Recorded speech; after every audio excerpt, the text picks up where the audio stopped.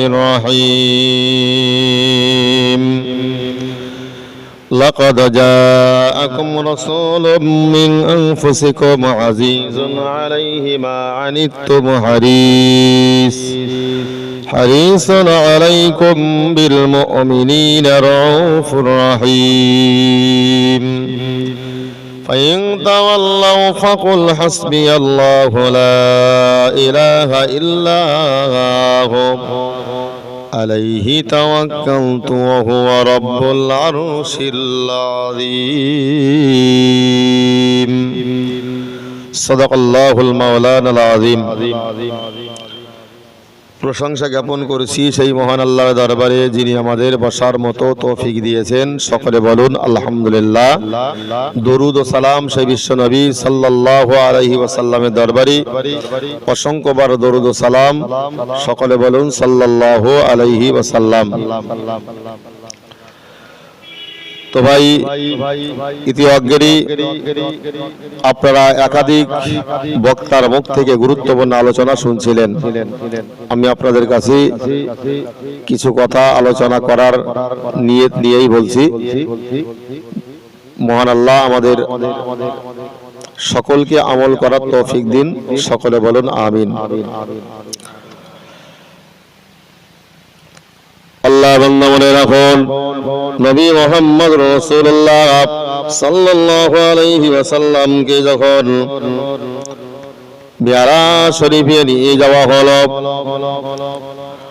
আল্লাহর বান্দা আপনি মনে রাখুন, নবী মুহাম্মদ রাসূলুল্লাহ সাল্লাল্লাহু আলাইহি ওয়াসাল্লাম জানিয়েছেন বা তাফসীর কারকেরা উল্লেখ করেছেন, ওই বাইতুল মামুর, ওই বাইতুল মামুর প্রত্যেক দিন ৭০,০০০ করে ফেরেশতারা তারা ওই বাইতুল মামুরকে তওয়াফ করেন।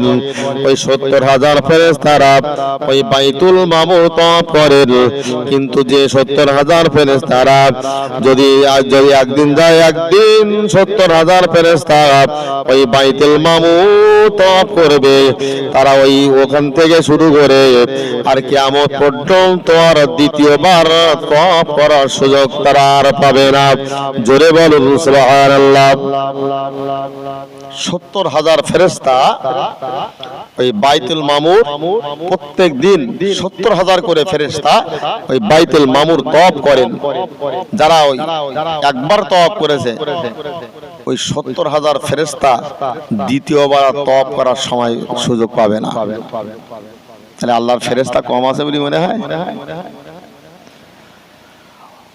আল্লাহর বান্দা মনে রাখুন, আল্লাহর নবী মুহাম্মদুর রাসূলুল্লাহ সাল্লাল্লাহু আলাইহি ওয়াসাল্লাম হাদিস শরীফের ভিতরে জানিয়েছেন, দিনের নবী মুহাম্মদুর রাসূলুল্লাহ সাল্লাল্লাহু আলাইহি ওয়াসাল্লাম বলি, আল্লাহর নবী জানিয়েছেন, আল্লাহর নবী যখন মিরাজ শরীফে গেলেন, আল্লাহর রাসূলকে যখন জিবরাইল আমিন আলাইহিস সালাতু ওয়াস সালাম নিয়ে গেলেন, আল্লাহর দরবার পর্যন্ত পৌঁছে যাওয়ার সময় রাসূলুল্লাহ দেখতে পেলেন যেমন কিছু মানুষজনের পা দিয়ে রাসূলকে নিয়ে যাওয়া হচ্ছে, কিন্তু আল্লাহ নবী লক্ষ্য করে দেখতে পেলেন যে মানুষগুলোর পা দিয়ে নবীকে নিয়ে যাওয়া হলো, ওই লোকগুলোর নখগুলো ছিল তামার। শুনলে আশ্চর্য লাগবে, তামার নখ। নবী মুহাম্মদ সাল্লাল্লাহু আলাইহি ওয়াসাল্লামকে যখন নিয়ে যাওয়া হচ্ছে, কিছু লোক ছিল তাদের পায়ে দিয়ে রাসূল লক্ষ্য করে দেখলেন যে তাদের নখগুলো তামার তৈরি, তামার। কি আশ্চর্য ব্যাপার! আজকে ভাবতে হবে আমাদের, রাসূল করিম সাল্লাল্লাহু আলাইহি ওয়াসাল্লাম দেখছে তামার বড় বড় নখ।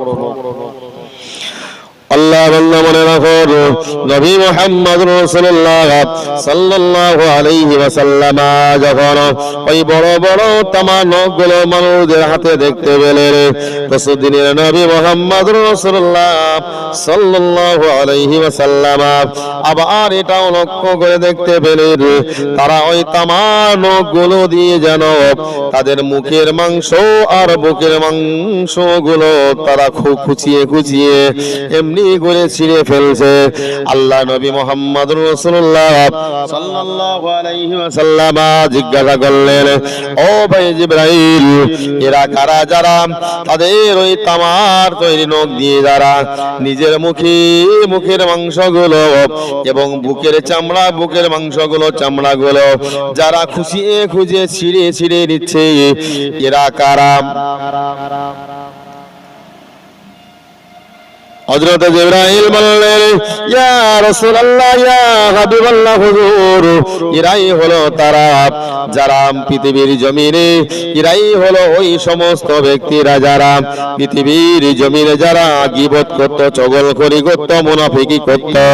ইয়া রাসূলুল্লাহ, ইয়া হাবিবাল্লাহ, হুজুর, যারা চগলখড়ি করত, গীবত করত, এদের আজকের পরিণামটা আল্লাহ এই বানিয়েছেন।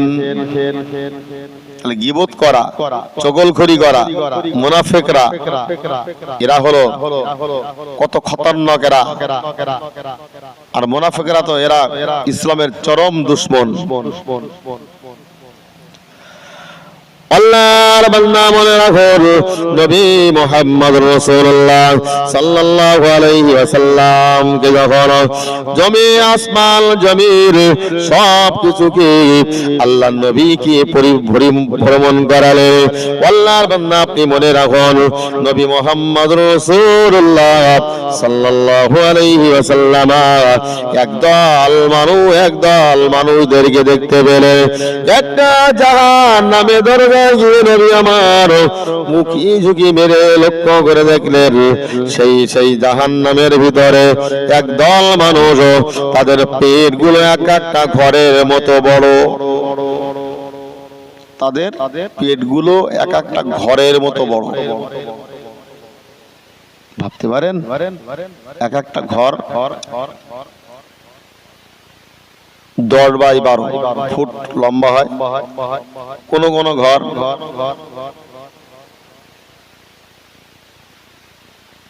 8 বাই 10 হয়।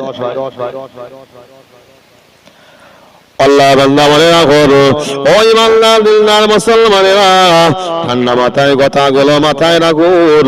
নবী মুহাম্মদ রাসূলুল্লাহ সাল্লাল্লাহু আলাইহি ওয়াসাল্লাম যখন ওই জাহান্নামে দরজায় উকি মেরে লক্ষ্য করে দেখতে পেলেন, আল্লাহ নবী বর্ণনা করেন সাহাবীদের কাছে, আমার সাহাবীরা তোমরা মনে রাখো, আমি মিরাজের রাত্রে লক্ষ্য করে দেখেছিলাম যে একটা মানুষের একটা জাহান্নামের ভিতরে এক একটা মানুষের পেট গুলো হলো একটা বড় ঘরের মতো।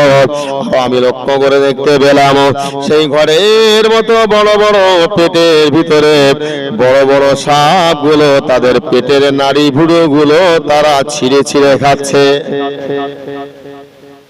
বিশাল বড় পেট ঘরের মতো, সেই তার ভিতরে বড় বড় সাপগুলো তাদের পেটের নাড়ি ভুড়োগুলো ছিঁড়ে ছিঁড়ে খাচ্ছে।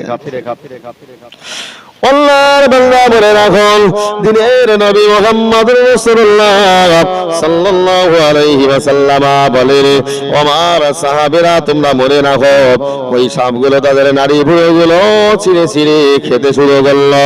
আল্লাহর নবী সাহাবীরা বললেন, ইয়া রাসূলুল্লাহ, ইয়া হাবিবাল্লাহ, তারা কারা যাদের পেটগুলো বড় ঘরের মতো? দিনদার পরেজগার আল্লাহ ওয়ালা ভাইরা, ঠান্ডা মাথায় কথাগুলো মাথায় রাখুন। ওই সময় আল্লাহ নবী বর্ণনা করেন, ওরা হলো তারা এই পৃথিবীর জমিনে যারা গরিবের রক্ত শোষণ করে খেত। তার মানে গরিবের রক্ত শোষণ করে খেত, তার মানে কি বুঝলাম? আল্লাহর নবী বলেন, আমার সাহাবীরা তোমরা মনে রাখো, যারা গরিবের রক্ত যারা শোষণ করে খেত, এরাই হলো তারা যারা এক কথাই বললে খাসা বাংলা এটাই বলতে হয়, যারা পৃথিবীর জমিনে যারা বড় বড় সুদখোর, যারা সুদ খেয়ে খেয়ে যারা অর্থ জমিয়েছে, টাকা পয়সা জমিয়েছে, ধন দৌলত জমিয়েছে, তাদের কাল কিয়ামতের মাঠে ওই এক একটা পেট এক একটা ঘরে বড় ঘরের মতো হবে। আল্লাহর বান্দা আপনি মনে রাখুন, যদি এখনো আমাদের এই অভ্যাস থেকে থাকি, গোপনে গোপনে ছেড়ে দেন, তবে অন্তত হাসরের মহাময়দানে আপনি আমি এই কঠিন জাহান্নাম থেকে আমি বেঁচে যাব।